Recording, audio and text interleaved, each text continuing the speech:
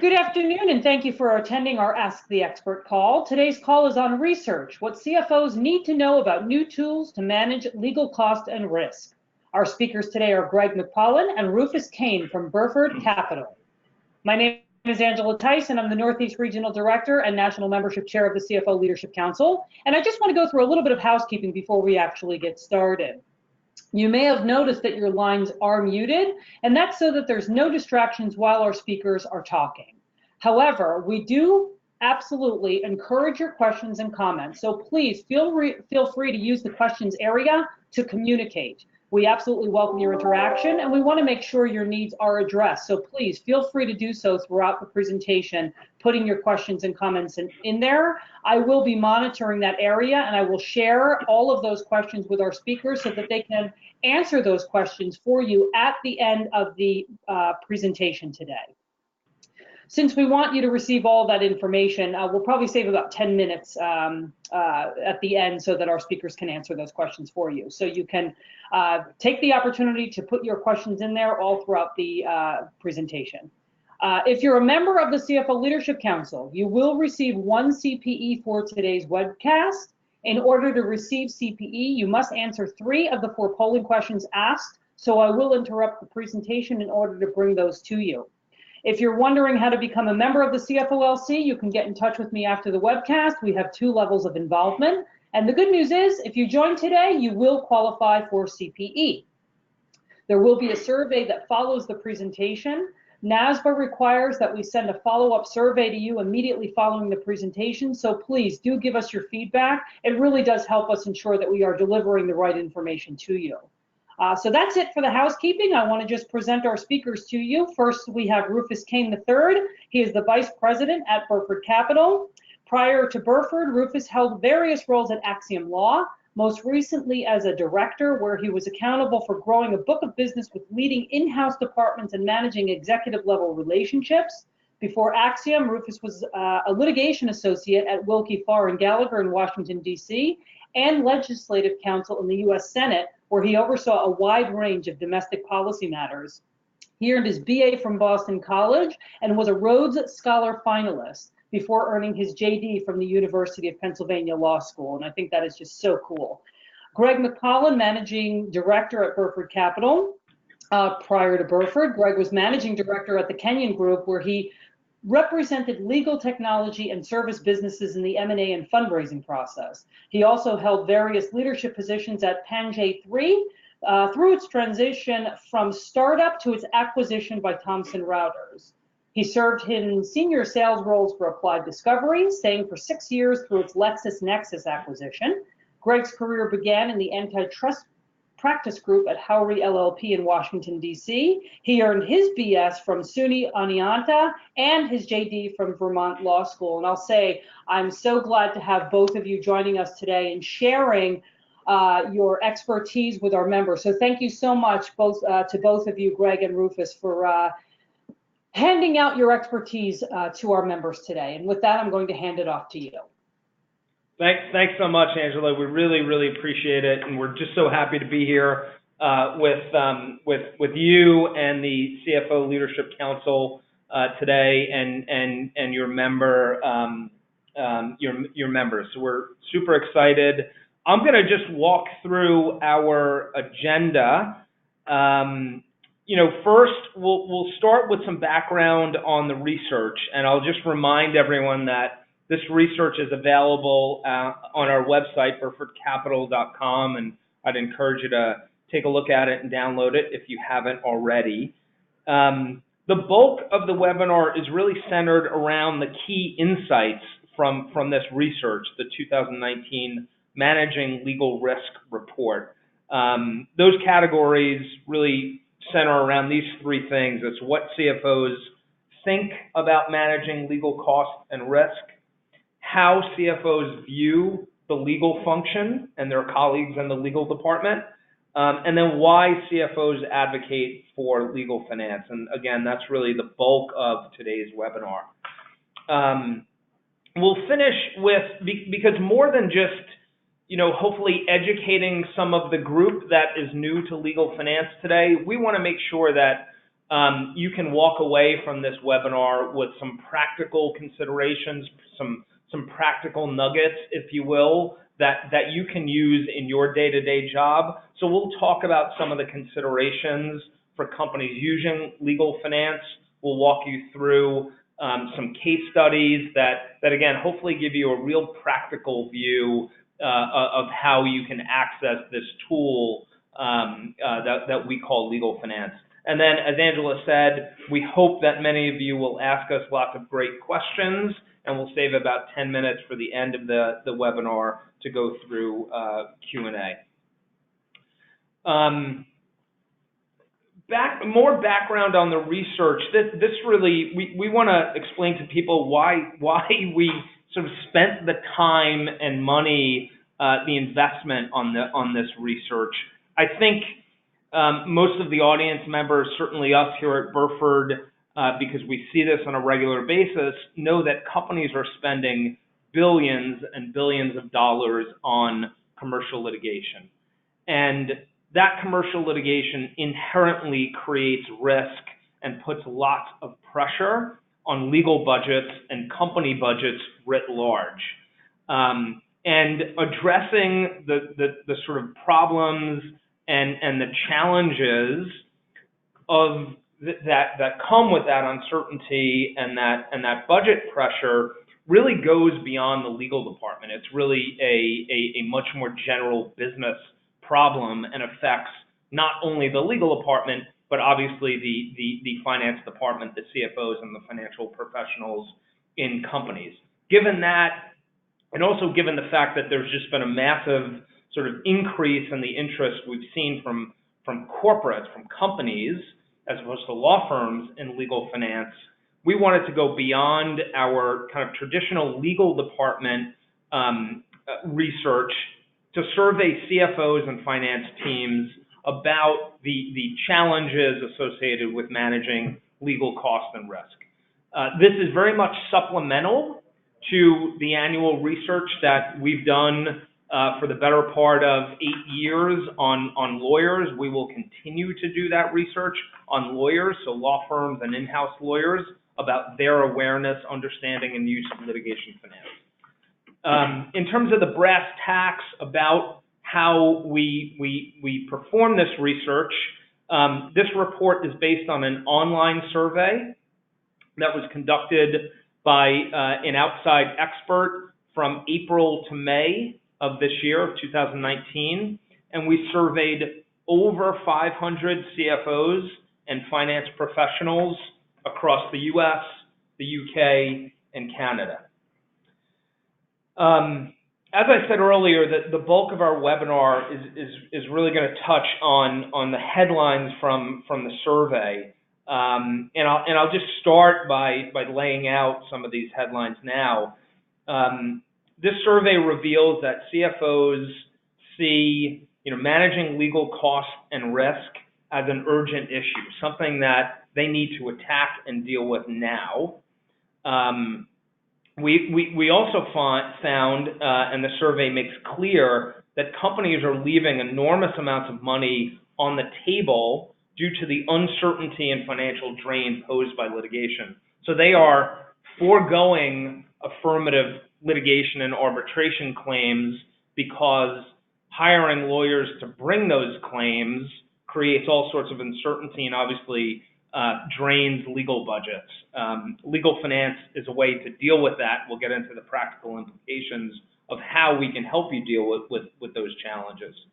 The largest companies are the most likely to be leaving money on the table, and not surprisingly, also the most likely to be advocates of using legal finance. The last insight headline from the research is really refreshing in that we found that CFOs simply view legal finance as another form of financing. It's essentially corporate finance for law, and it's no different from financing other corporate costs.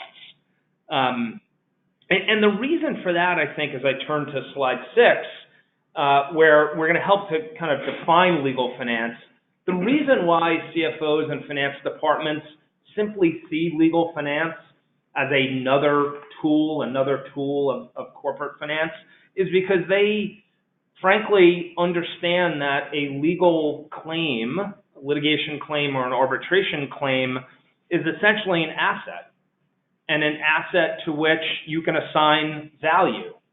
And once you establish that a legal claim, a litigation claim, is an asset that has value, you can do all sorts of things with that asset, including obtain finance against that asset.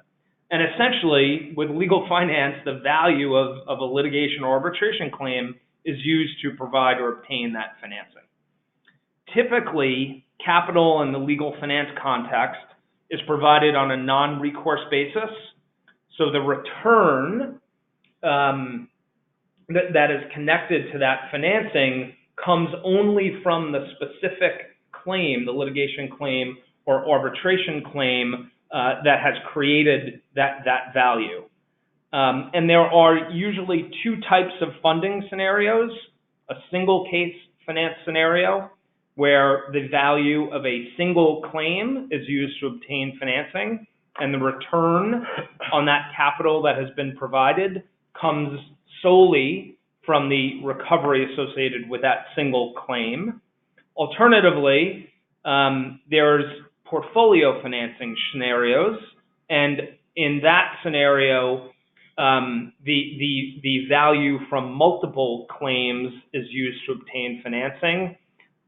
Those claims are cross-collateralized, which results in a funder taking less risk, and therefore the cost of the capital is typically less in those scenarios because there's less risk. And the returns come from the affirmative claims in that portfolio. Increasingly, and the research makes this very plain, legal finance is used as a tool of choice, not necessity. So this is no longer reserved for companies in some sort of liquidity or capital crisis. This is simply, again, another corporate finance tool that can be used by any company that that is smart and creative about financing options. And we know that's the case because, as you can see here on the slide, the reported use of legal finance has grown from under 10% in 2012 to 32% in 2018. Just a massive increase in the number of companies that are using legal finance. So I hope that's helpful. I've given you a little bit of background on the research. We've sort of set the table on what legal finance is. We'll now jump to our first section of insights from this survey, and I'm going to pass it off to my colleague, Rufus Kane, for that. Rufus? Thanks for that, Greg. Before we dive into some of the solutions that we identified in our research, want to spend a little bit of time focused on, what are some of the challenges the CFOs identified as it relates to the legal department, specifically around litigation. One key takeaway, which is reflected in our research, is the challenge that arises as a result of the interplay between risk and cost. Litigation, if you think about it, just presents a whole series of inherent unpredictability in terms of how long it's going to take, opponent tactics, judicial pace, outcomes. If you combine all that together, it makes it very hard for the legal department and the CFO's office to accurately predict a budget around that litigation. One of our key takeaways on this score was that CFOs are certainly demanding more budget certainty in that context. So 7 in 10 see legal cost management challenges not only a problem, but an urgent problem requiring innovative solutions. We also found that U.S. companies view this situation as most prominently problematic, which creates, I think, a nice foundation to better understand how risk and costs, litigation pressure, can cause companies to take a posture not to pursue litigation. So, that scenario is fairly kind of easy to understand. how that can create some reservations from pursuing matters. But what was even more surprising in our research was the significance of this problem. 63% of finance professionals identified that their companies had abandoned meritorious claims given fears of adversely affecting the bottom line. And 77% of their companies noted that they had unenforced judgments or uncollected awards valued individually at $10 million or more. If you take those two data points together, what we found was, not only were companies leaving money on the table, as Greg indicated earlier, they're leaving significant money on the table. And they're doing so even in instances where they've invested the time and the energy and frankly, the dollars to pursue litigation and actually win, but they failed to take the final step of collecting, often due to cost. So it's against that backdrop that legal finance operates. If you turn to slide 10, it gets a little bit into the question of why now. In a bull market, things like cost pressure and risk management are certainly important, but they become urgently important to the extent there's a downturn. We're seeing a lot of efforts being undertaken right now in the CFO's office to, really try to play ahead and prepare for a downturn in anticipation of a recession. In a recessionary environment, doing more with less isn't just a good business mantra. It really becomes a mandate. And that's very consistently identified as one consistent observation in our findings. There really is a focus within the CFO's office to implement high-impact solutions that can drive down costs, but do it in a way that doesn't lead to suboptimal outcomes for the department or the business as a whole. And so if you kind of dig into the data a little bit here on this score, what we found was that during a recession, we're anticipating that there'll be increased pressure on legal budgets and increased pressure to use legal finance.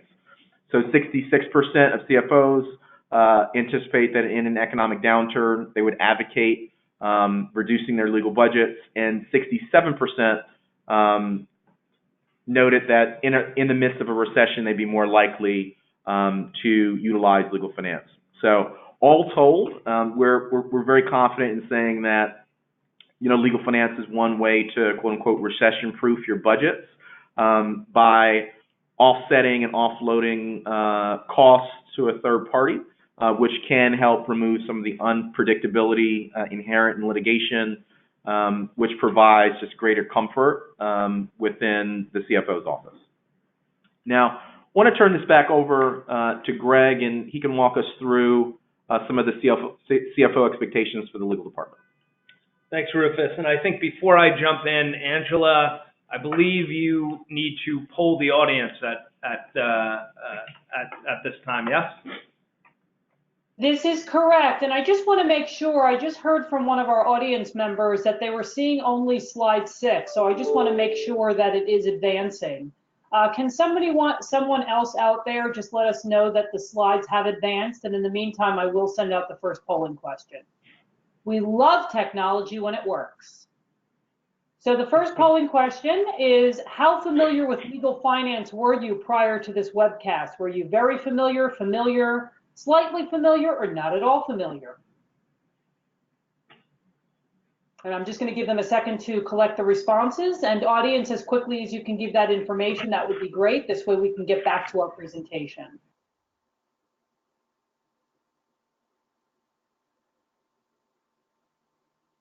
Couple more seconds, and I'm just going to check the answer. Slides seem to be advancing, so all is well with the slide advancing. Thank you very much, audience. And I'm going to close this poll. Thank you for putting in your answers. And I'm going to share that. So it's 10% said very familiar, 2% said familiar, 27% said slightly familiar, and 61% said not at all familiar. So that's really great information. Thank you, audience. Back to you, panel presenters. Thank you, Angela. Appreciate that. Yeah, that's wonderful. We hope that we did a good job sort of up front defining what legal finance is. To hear that, 60% of the audience had no familiarity with legal finance, it's actually wonderful. I mean, you're not alone, I would say. We're out every day talking to people in the market, and this is certainly a new concept for people. So, I'll just say, for those of you, for whom we did not do enough upfront, sort of defining legal finance, Rufus and I and our colleagues here at Burford are more than happy to engage in follow-up discussions, et cetera. Seek us out via email or via our website, et cetera. We'd be happy to give you more sort of background and help you get comfortable with the topic. I'm going to dive into section 2 of the survey, which was really about how CFOs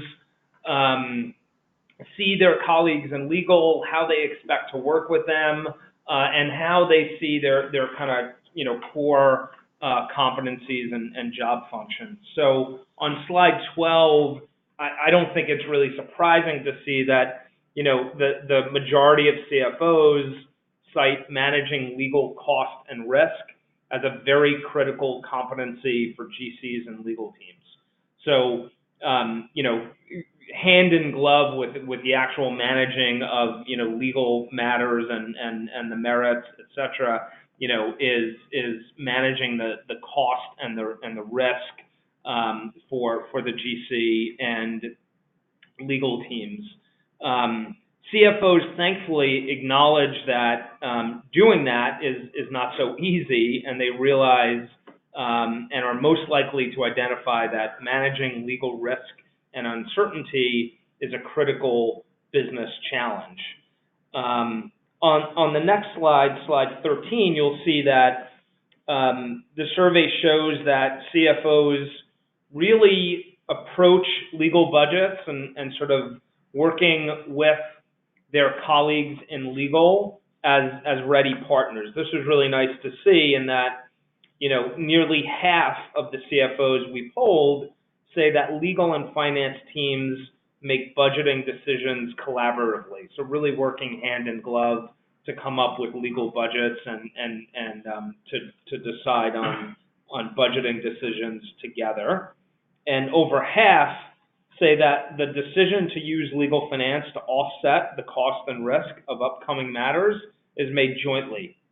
We think that's a really important point, and we see it, Rufus and I, on a regular basis in really practical terms, in that, when we're talking to general counsel and heads of litigation and company litigators that are in charge of sort of bringing affirmative matters to recover proceeds, they are always working hand in glove with their colleagues in the finance department, and often they're pulling those people into discussions with us about how to use legal finance to offset some of that risk and those costs associated with litigation and arbitration.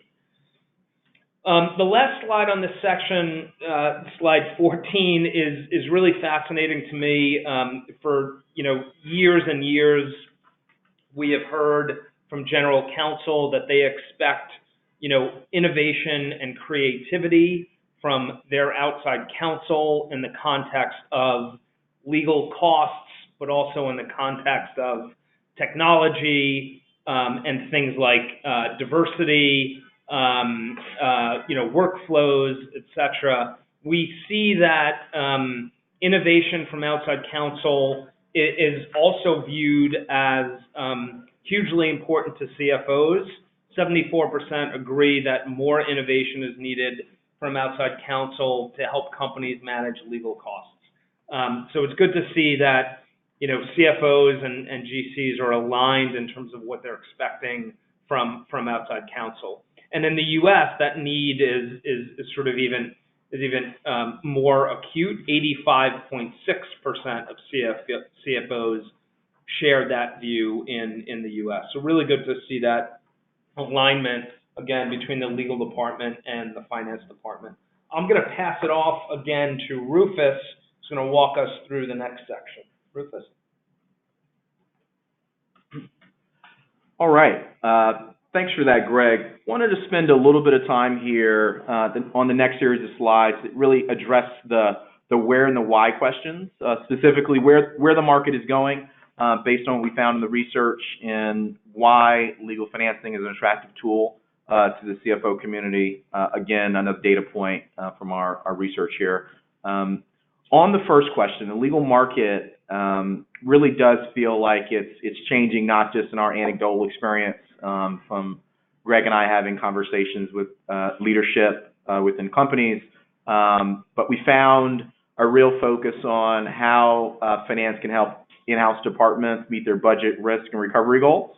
On that score, 94% of CFOs indicated that they would somewhat or would be very likely to recommend legal finance to their companies. An interesting observation we found was that the larger the company, the more CFOs were very likely to recommend legal finance. What we've seen in the kind of Burford experience is that with large companies, they tend to be already have a great fluidity with finance generally. And as Greg indicated earlier, legal finance is just another species of finance, one that taps into a new asset class of legal assets versus other sorts of business assets. Another interesting observation we identified was around 69% of respondents indicated that as companies move away from paying their firms on an hourly basis, legal finance has become more commonplace. Now, this was really interesting to us in that it showed some relationship between what we call, known within the legal world, alternative fee arrangements, really anything other than getting outside counsel to support you on an hourly basis would roughly qualify as an AFA. And we're seeing some relationship as firms get more comfortable with AFAs, that there's also a corresponding comfort with legal finance. One explanation for that could be that as companies kind of get more fluid with innovation, innovating just becomes easier, and legal finance is just another rung up the innovation ladder with more results. The other potential explanation for this could be that while alternative fee arrangements are certainly important and they can be impactful, many times we're seeing CFO offices and leaders in the litigation and legal department at large say, Burford, we're just not getting enough results on our expense line from our alternative fee arrangements. Is there anything else you guys can bring to bear to help us bring down the cost basis of their spend? And so there certainly is, an opportunity to the extent that legal departments widely utilize AFAs to also complement that effort by utilizing legal finance. Now, moving on a bit, wanted to spend a little bit of time. I think this is a really important question just around why. Why is legal finance interesting? What were some of the key benefits that we identified in our research among your peers with legal finance? The most commonly cited reason by CFOs for using legal finance was around the ability to pursue claims that would bring value to the business. That observation just wasn't, frankly, very surprising to us. If you take a step back and think about it, cost and risk are principally and historically the two biggest barriers to bringing claims. And legal finance, quite literally addresses both the cost and risk question. It is a very powerful thing when the CFO and the general counsel can go back to the business and say, Burford is in the business of assessing litigation risk, and they're willing to invest millions to help us litigate this matter on a non-recourse basis, where if the claim fails, they're not entitled to a return on their investment. Moreover, legal finance is a way to address your cost and risk assessment of a particular matter, and by solving those challenges, it literally can change the litigation calculus for when it makes sense for a company to pursue a claim, and not just pursue small matters, but matters that can literally drive tens of millions or hundreds of millions of dollars into corporate coffers. So these are really important reasons that are cited. They can have a significant impact across the organization, and certainly the CFO's office and the legal department kind of really have to work hand in glove to address that. Moving on, we found two other really categories of benefits were cited by CFOs at large companies with 10 billion or more in annual revenues, all around legal finance. Number one really gets to the, where does it make the most sense to spend corporate dollars? We found two data points that essentially gets to the fact that legal finance can, number one, allow a company to invest in growth and use their capital efficiently, and two, can allow a company to preserve their capital to pursue other business priorities outside of litigation. I think that's a really just important and punchy point to underscore, literally by supplanting dollars that a company would otherwise spend on their own matters with litigation and using third-party capital from a litigation funder. You can put that money to work in other really enriching value-add ways, and it again can have a pretty considerable impact on the overall success of the CFO's office and the business at large. Number two, in terms of a key benefit we identified, I think it dovetails really nicely to the other benefits that I previously discussed, was legal finance brings a set of reporting and accounting benefits such as minimizing the impact of legal spend on profitability. If you take a step back, quite directly, dollars that increase a company's expense line can have an adverse impact on earnings, which can have an adverse impact on profitability, which can depress a company's valuation to the extent it's publicly traded. With that in mind, if you can help to minimize a company's expense line, you can have a positive impact on earnings and profitability and valuation. And legal finance is one way to avoid that adverse chain reaction and realize some of the real benefits by better managing your expenses. So, wanted to underscore a little bit of the why. Just turning to slide 18, in terms of where the market is going, a key insight here that we think will really make a difference in ensuring that companies are most competitive in a market where their peers are increasingly looking towards legal finance, was 65% of finance professionals say that their company was very likely to use legal finance in the next 2 years. That was not surprising to us, just given the recessionary potential kind of at play in terms of timing, and then just the reality of having to innovate to stay competitive and innovate in a way that kind of gets to core business challenges of costs and risk. So with that, Greg and I have set the stage a bit. We've walked through some of the principal findings on both challenges, perspectives, and solutions around legal finance among corporate finance professionals. Wanted to just spend just a little bit of time on... And actually, I think before we do that, we should pass it off to Angela. She's got to do another quick poll, I believe. Angela, perfect. Yes? Thank you so much for remembering, and I'll do that right now. And again, if our audience can answer the question pretty quickly, that will bring us back to the presentation. The question is, under what circumstances would your company be most likely to use litigation finance services? Would it be to pursue claims that will bring value to the business, to hedge risk exposure, to preserve our cash for other business priorities, or to free up cash to invest in growth and use our capital more? So I'll just give them a few seconds to answer that.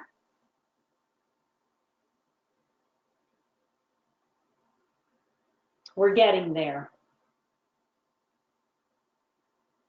And I'll just take this moment while everyone's answering this to make sure that everyone knows that there is a handout that you can download. So please be sure to do that. I'm sure that after this presentation, you'll want to refer to that. So, and I don't know if anybody wants to speak about it, But just wanted to let everybody know there is a handout. You just go to the handouts area and you'll see that link there and you can download that handout, which I'm sure is very valuable information. I'm going to close the poll now and just share that information with everyone.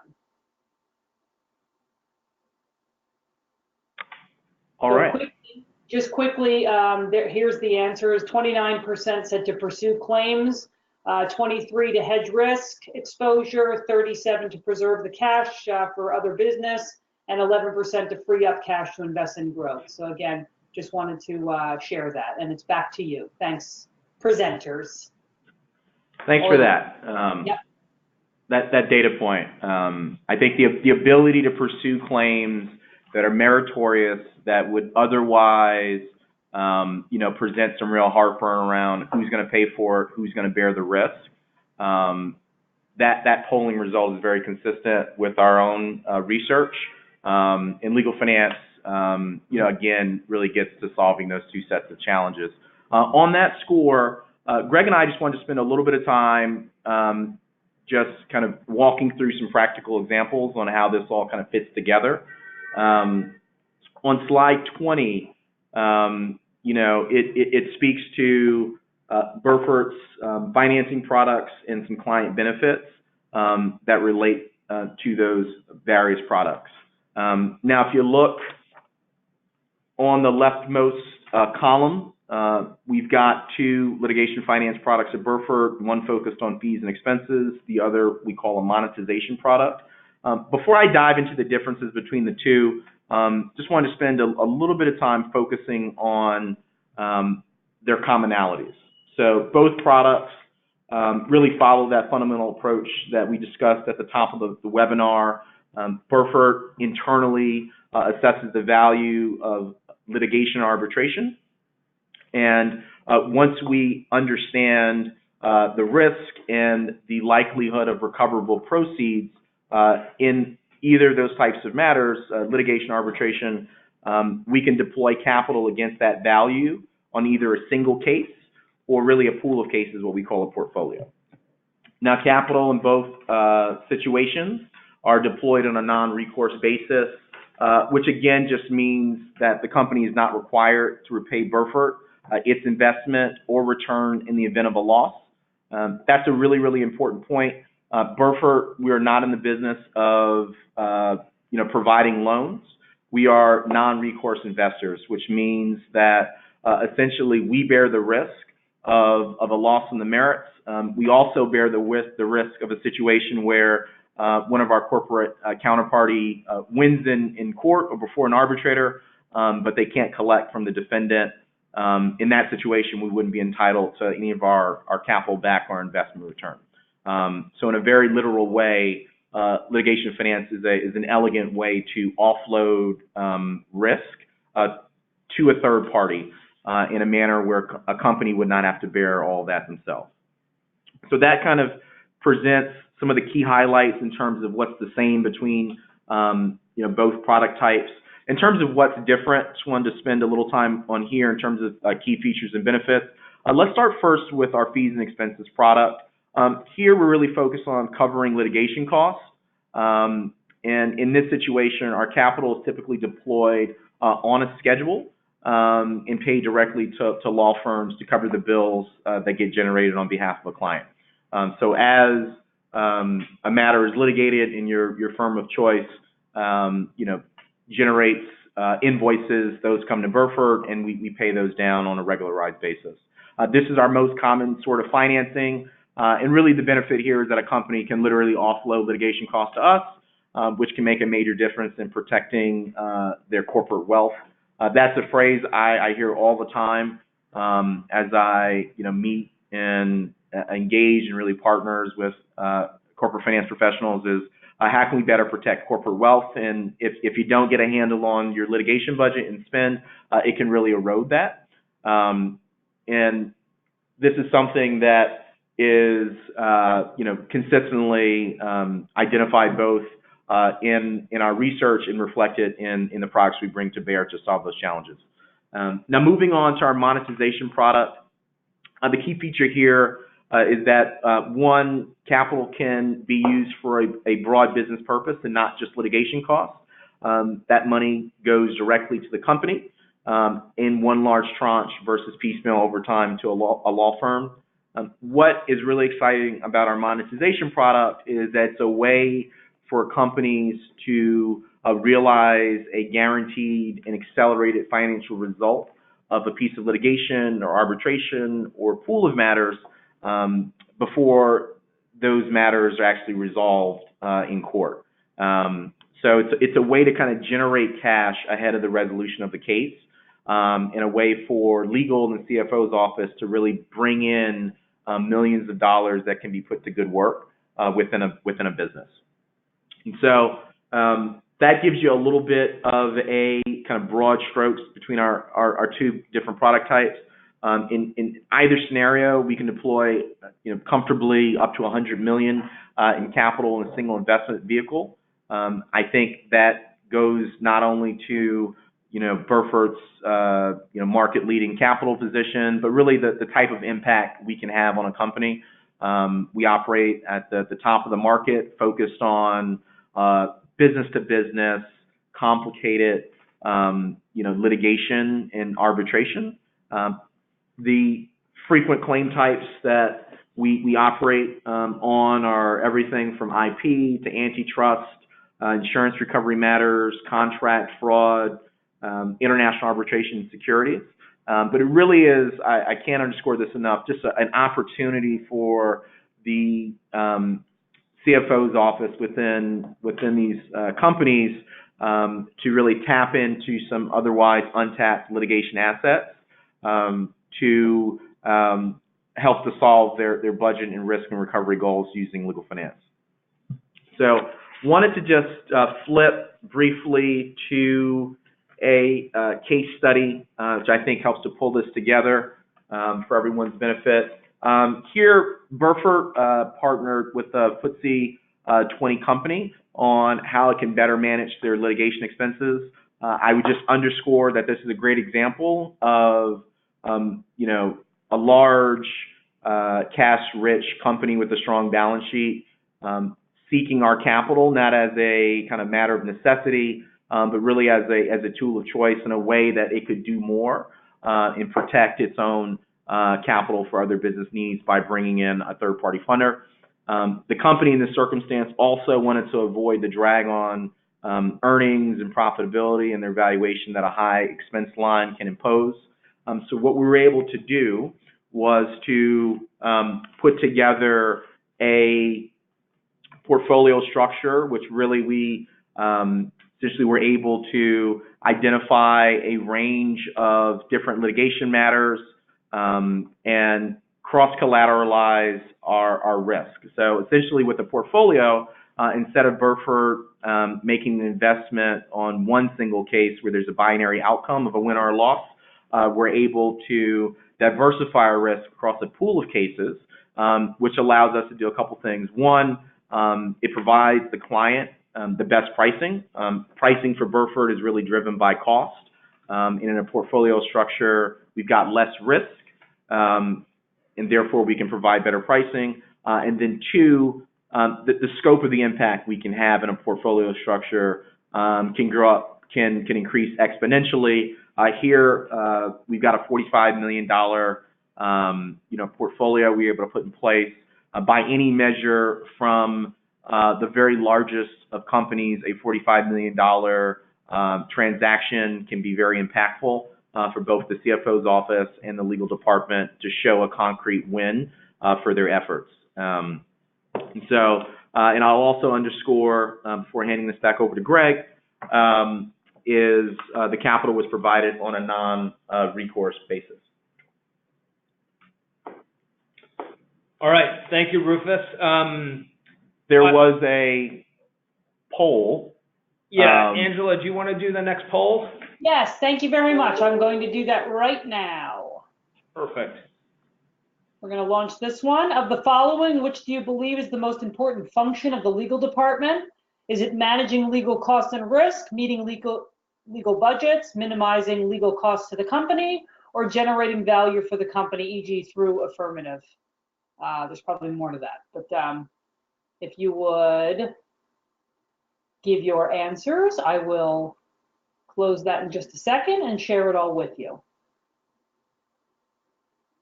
And just so everyone knows, I know you're putting in some questions, and our panelists will answer those questions shortly at the end of the presentation. So we will address those questions. Okay, I will close this now and just share this with everyone. So 69% said managing legal cost and risk, 0 said meeting legal budgets, 16% minimizing legal costs to the company, and 16% said generating value for the company. So there you go, and it's back to you, panelists. That's great, and I think that pretty well lines up with what we found in our survey. Managing cost and risk is sort of the core function. So we've got another case study that I'll walk us through on slide 22. We're at the home stretch here. We've got another 2 slides, and again, this is our attempt, to hopefully, impart some practical nuggets that you all can use on a sort of regular basis as you think about legal finance.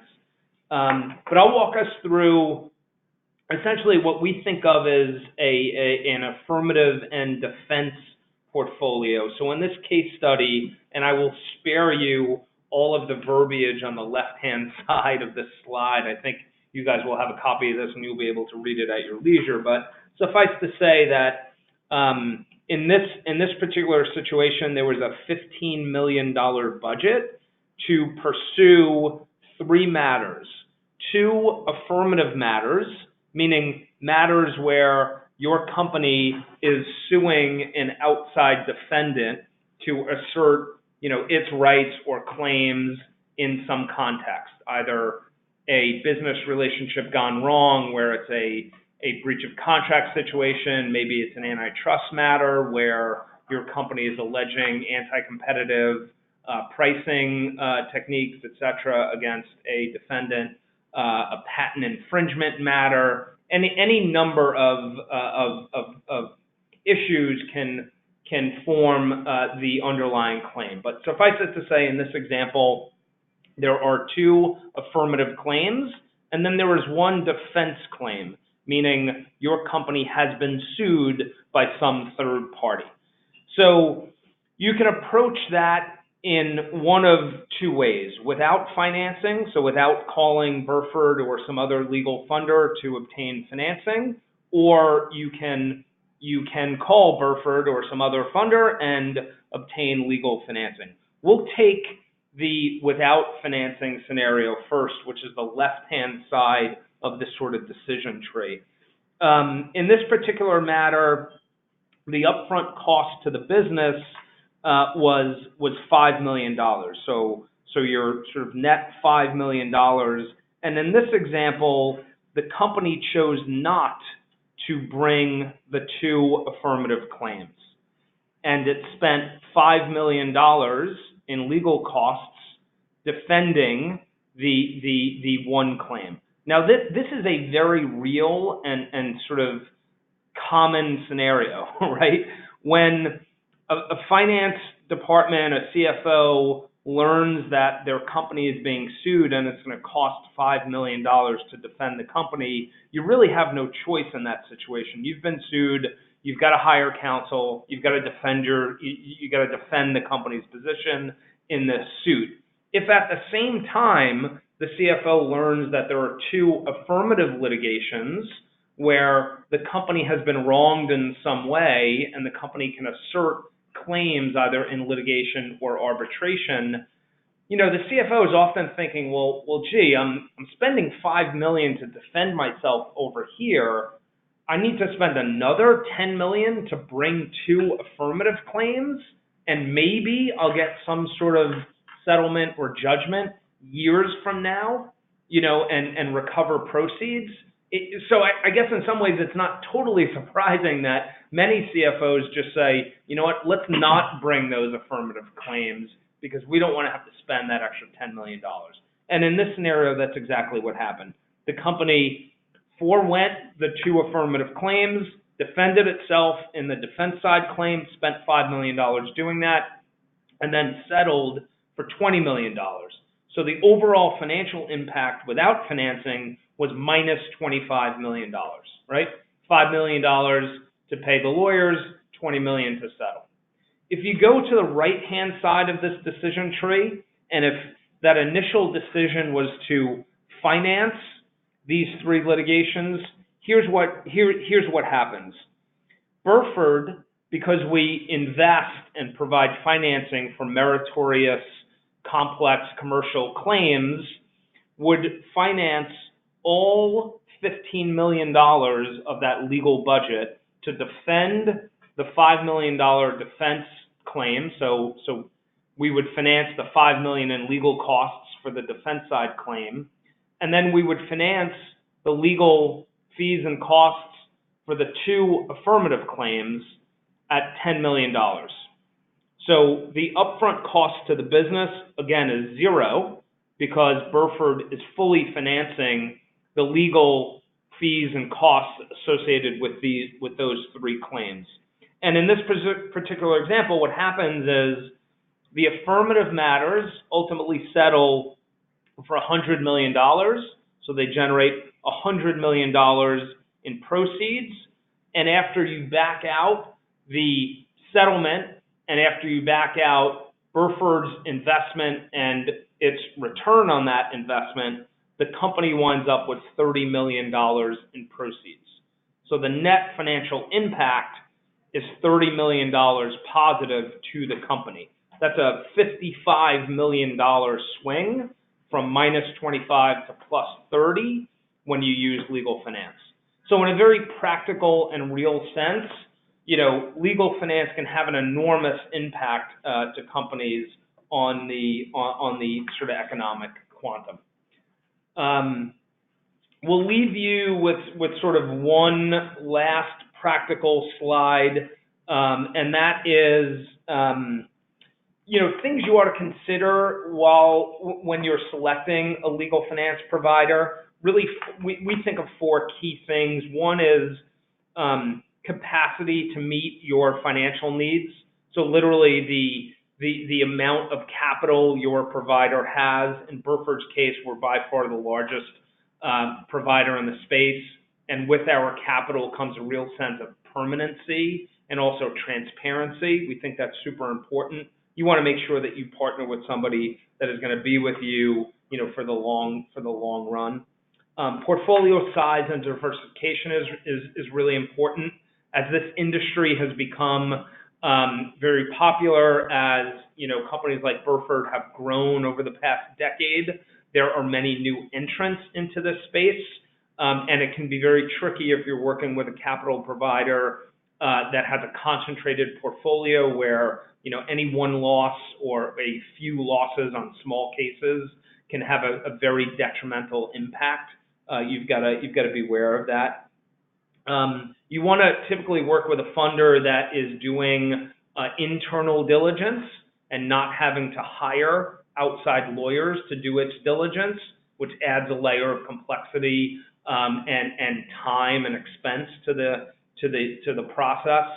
And last, particularly if you're working with a funder that has an in-house diligence team like Burford does, you get lots of value beyond the capital that Burford provides. You get to work with a team that has a sort of wide lens, a wide aperture, and has seen many, many thousands of cases and has looked at hundreds and hundreds of legal issues and has a view on how those issues will play out. So working with a provider like Burford means that you'll get some value from that relationship. I am going to pause for a second here. We've got about 10 minutes left. We've got a couple of questions in that we'll immediately address. Then I think, Angela, you'll have to do another poll, and certainly we'll want to get to some other questions if people have them. The first question is about control. Do we control the process of litigation, or is that for the client and its law firm to control? And Greg, while you're doing that, not to interrupt, but while you're doing that, I just want to give our audience the opportunity to answer the last poll since we're only a couple minutes to the end of the hour. So I'm going to launch that for giving your answer if you don't mind. So they can all see that, and I will collect as you're answering that question. Okay, got it. So I should continue, Angela, yes? Sorry. Yeah, absolutely. Yeah. So on the topic of control, it's a really good question, and it's a really important one. Burford absolutely does not control the litigations in which we finance or invest. The decision to settle, when to settle, at what level to settle a claim is entirely left with the underlying client and their outside lawyers. We do not have any control of the litigation itself. Absolutely not. That's a really good question. The other question was, how does legal finance differ from a retainer with a law firm? So that's a good question. I'll start it, and then maybe Rufus, if you want to add to it, you should. It sort of brings me back to a very high level in terms of what we do and what our role in the process of litigation is. I'll start by just saying we are not a law firm at all. We do not provide legal services. We do not offer legal advice or counsel. We are absolutely not a law firm. What we do essentially is help a corporation finance the fees and costs that it must pay to a law firm to bring an affirmative claim. So our relationship with the law firm is essentially we are often providing the capital to that law firm to satisfy their invoices, their bills. We're taking on the corporation's legal fees and costs by paying the law firm in exchange for a return on that investment that comes from the proceeds of that case, either in settlement or judgment, and only the proceeds from that case if it settles if there's a positive recovery. If what the person was asking in that question is how we differ from a law firm on a contingency retainer or a law firm that provides a contingency arrangement to a company, it's obviously a little bit different. In those kinds of scenarios, a law firm says to a corporation, hey, we will represent you in this claim, and you will not have to pay us unless you win. And the law firm's fees and the costs associated with that litigation come out of those proceeds that case recovers. In that situation, the relationship we might have with the underlying company is one where we can potentially monetize some of those claims, as Rufus talked about earlier. That's something that we can do in that situation. We might also, because part of our business is with law firms, we could potentially be working with that law firm to take some of the risk off of the table for that law firm, so that they're not so exposed to either that particular case in the example or to a basket of cases that law firm takes with a corporation or multiple corporations. So lots of different ways we come into the scenario, but to be clear, we are not a law firm. We don't practice law. We don't give legal advice or counsel. Angela, do you want to go to the poll and we'll look for additional questions? I actually shared that, and then I shared it with everyone if you'd like to know what that is. Oh, great. Okay, that's done. And then there was one last question that was sent over. I'm not sure if you received that. Yeah, I see it. And Rufus, maybe I'll let you take this one. How does Burford manage the risk and the client is less interested in the outcome if downside has been reduced? Right. That's a great question. So essentially what we do throughout the entire process, we ensure that our interests are aligned with our client's interests.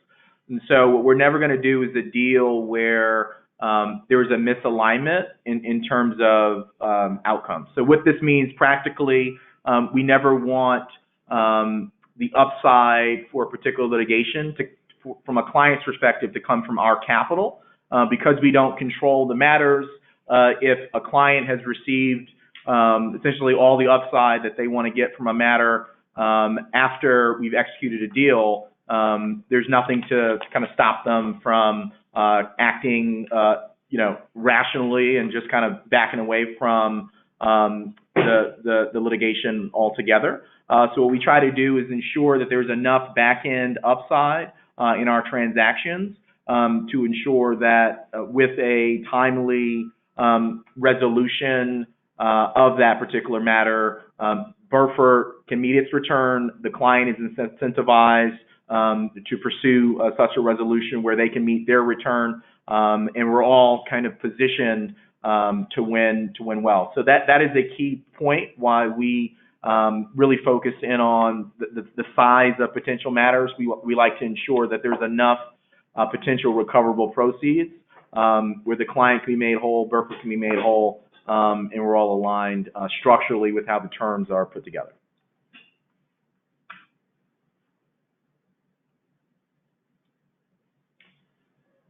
Angela, I think we're at about our time cap here, so I want to thank you again and thank the CFO Leadership Council for this opportunity. We hope you all enjoyed it, and again, Rufus and I and the rest of our team is more than happy to take additional questions, etc., if you'd like to learn more about legal finance and Burford. Thank you so much, Greg and Rufus. Again, thank you for your presentation, and I'm sure I will invite people, if you do have further questions, please do contact them. They're happy to answer them as they've just said, and maybe you can even dig in a little bit deeper with your questions so you can really understand what Burford brings to you. I'll just say thank you all for joining us today, and I do hope that you received that valuable and practicable information that Greg and Rufus promised to bring you. I think you did. And as I said, I invite you to reach out to them at your convenience. This does conclude our presentation on research, what CFOs need to know about new tools to manage legal costs and risk. Before I let you all go, I'll just remind you that on July 31st, there is another webcast, and it's modernizing your finance operations while you can't afford to wait. And that is from 12 p.m. to 1 p.m. Eastern Standard Time. So thank you, everyone. This does conclude our presentation for today.